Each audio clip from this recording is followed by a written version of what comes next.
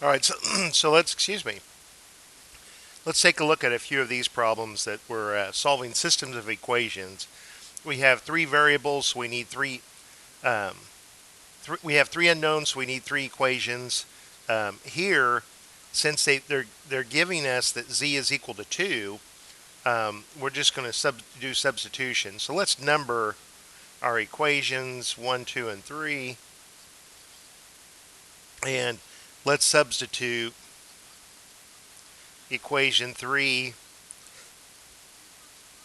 into equation 2. So let's write down equation 2, but instead of writing z, we can replace z with what we know the value of z to be. We know that z is 2.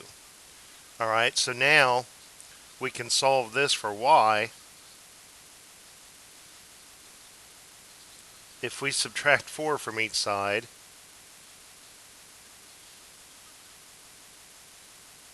so remember what we're trying to do. We've got three unknowns, well, three variables. They gave us one of them,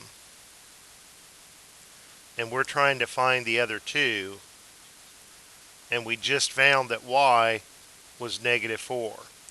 So now we can come up to this first equation. It's the only equation that has x, and replace y and z with what we've solved for. So let's write equation 1 down, but when it comes to the y variable, I know what that is, and when it comes to the z variable, I know what number that is now.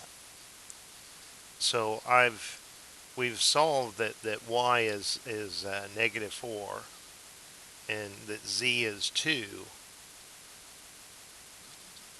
So now we have one equation and one unknown, and we can solve this equation for x.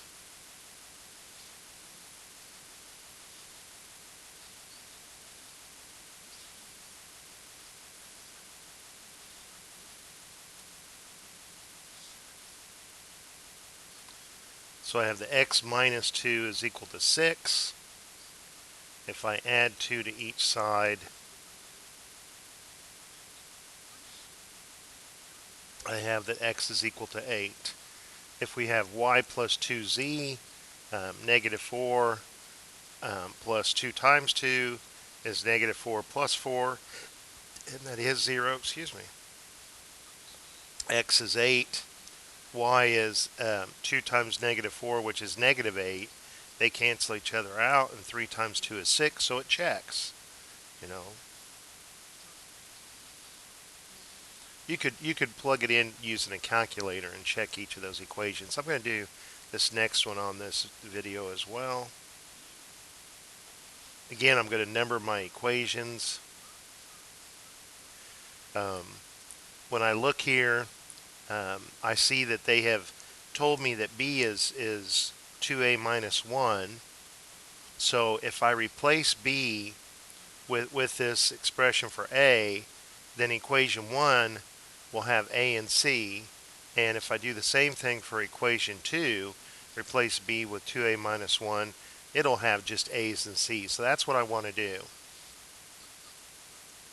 I want to sub equation 2 into equation 1. So let's do that. We've got 3a, and instead of writing b, I know what b is equivalent to. B is just the same number as whatever 2a minus 1 is. Okay. Now, I'm also going to sub 2, excuse me, this should be 3.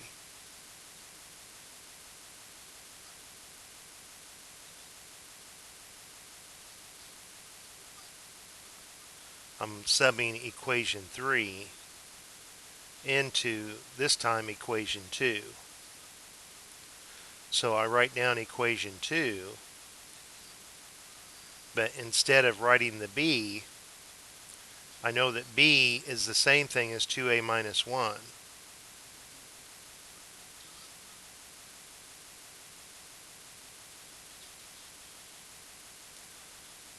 So now these two equations, if I call this one equation 4, this one equation 5, let's combine like terms, and let's get any number that does not have a variable with it. We call that a constant. We'll move it to the right hand side. So these parentheses don't really have meaning. I just use them to replace the b, because see, it's addition on the outside. Now these parentheses have meaning because I'm multiplying it by 3. Alright, so I've got 3 a's plus 2 more a's. I have a total of 5 a's. I have this plus c. This negative one, I want to add 1 to each side, because on the right hand side is where I want just the numbers to be, and the negative 1 and positive 1 cancel each other out, and the 7 plus 1 is 8. Okay, so now over here, let's distribute this 3 through both terms here. 3 times 2a is 6a, and then I have minus 3. So let's put a 1 here to help me. 1a plus 6a's is a total of 7a's. Then I have this minus c. Now this minus 3, it doesn't have a variable with it, so I'm going to move it to the other side by adding 3 to each side of the equation. The negative 3 and positive 3 cancel each other out, and over here I have 16. Okay, so now here I'm just going to keep calling this one equation 4. It's the same. All we did is simplify. It's the same equation, and this one 5. So now if I look at equations 4 and 5, I have on the left hand side a and c, and here on the left hand side a and c. So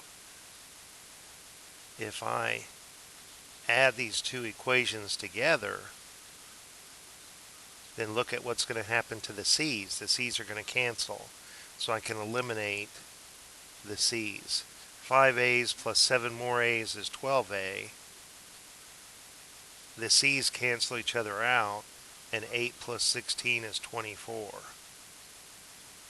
And if I divide both sides of this equation by 12, or if I just recognize that 12 times 2 is 24, I have that a is equal to 2.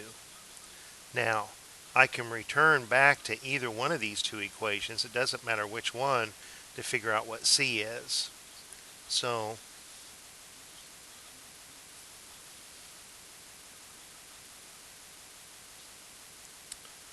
let's sub a equals 2 into equation number 4. So instead of writing a, I know that a is 2. And then I've got plus c is equal to 8. 5 times 2 is 10. 10 plus c is equal to 8. If I subtract 10 from both sides, I'll get the c by itself. And 8 minus 10 is a negative 2. Alright, now remember, we're trying to figure out what a, b, and c are. And we figured out that a is 2.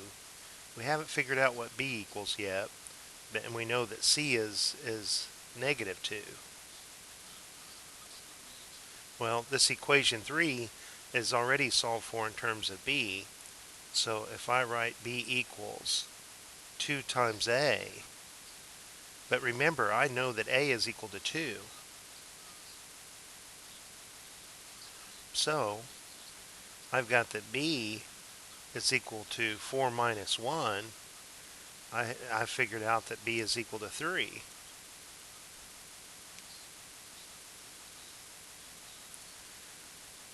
Alright, let's check into this top equation. 3 times the negative 2 is negative 6.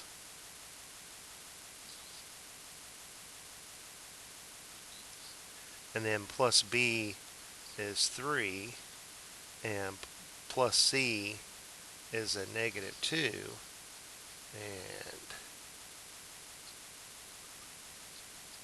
okay, I've made a mistake here in my check. 3 times a, 3 times 2 is positive 6. I've got 6 plus 3 is 9, and 9 minus 2 is 7, and that's what equation 1 says. If I look at equation 2 here, it says to take a, which I know to be 2, take 3 times b, well 3 times 3 is 9, and then subtract c. Well, that means when you subtract a negative value, that changes to addition, and I've got, that's 13. And I can see that 2 times 2 is 4, and 4 minus 1 is 3, so it all checks. Alright, so I hope that helps, and I'll talk to you later.